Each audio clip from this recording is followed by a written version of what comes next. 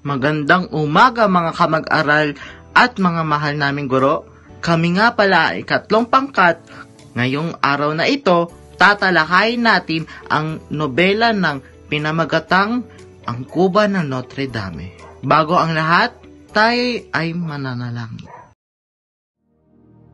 Panginoon naming Diyos, patnubayin mo po kami sa araw na ito. Patuloy mo po kaming gabayan upang lahat naming tungkulin ay aming magampanan.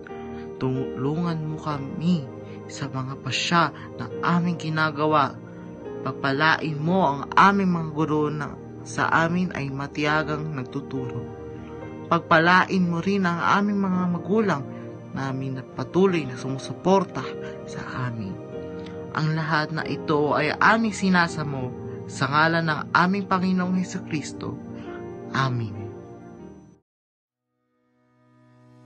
Ang mga tauhan sa nobelang itatalakay natin ngayong araw ay si Quasimodo, ang protagonistang Kuba ng Notre Dame na itanghal bilang pinakapangit na papa ng kahangalan at tubangkang tumulong kay Esmeralda.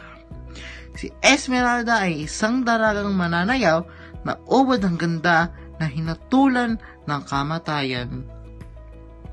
Si Claude Frollo, ang paring antagonista na palihim na nakakagusto kay Esmeralda.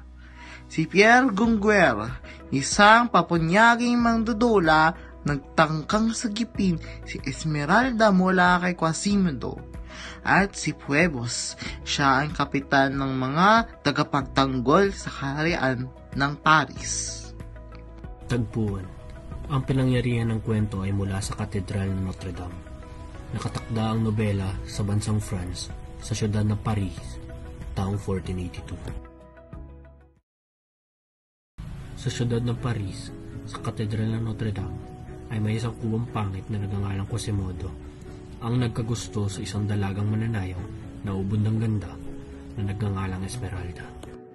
Ngunit hindi lang pala si Quasimodo ang nagkakagusto sa dalaga, maging ang pare na si Claude Frollo, ang patron ni Quasimodo, ay palihim na nagnanasa kay Esmeralda. Isang araw, inutusan ni Frollo si Quasimodo na dukutin si Esmeralda. Ngunit di sinasadyang makita ang dapat na pagdukot ni Quasimodo at isa pang lalaki kay Esmeralda, ni Pierre Gringoire. Tinangka ni Gringoire na iligtas si Esmeralda, ngunit pinukpok ito ni Quasimodo. Ang planong pagdukot kay Esmeralda ay agad na napigilan dahil kay Kapitan Phoebus kasama ang kanyang mga kawal na iniligtas si Esmeralda at hinuli si Quasimodo. Nauwi sa trahedyang katawa-tawa ang plano ni Frollo. Ngunit si Quasimodo ang nasisi at dahil dito ay nahatulan si Quasimodo ng paghahagupit ng 1 oras at pagpapakulong upang mapahiya siya sa publiko ng 2 oras. Nilapitan ni Esmeralda si Quasimodo upang bigyan nito ng tubig. Ang ipinakitang awa ng babae ay bumihag sa puso ni Quasimodo. Sa kabilang dako, niligtas namang ni Kapitan Phoebus si Esmeralda upang makuha ang loob at papaibig ito. At naging matugumpay naman ito. Nabaliw sa selos si Frollo sa kanyang nasaksihan at sinaksak si Phoebus na sinisikay kay Esmeralda. Dahil dito, hinuli at nilitis sa salang pagpatay si Esmeralda. Itinanggi ni Esmeralda ang mga paratang sa kanya kung kaya't labis siyang pinahirapan. Hindi nito kinaya pag-aabuso kaya napilitan itong umamin. Dahil dito, agad siyang hinatulan ng kamatayan sa paarang pagbitay. Ginamit ni Frollo ang pagkakataong ito upang papagtapat ang kanyang pag-ibig at sumama sa kanya upang para tumakas na agad na tinanggihan ni Esmeralda. Sa araw ng kanyang pagbitay, hinatid ng berdugo si Esmeralda sa bitayan nang biglang magpakita si Quasimodo.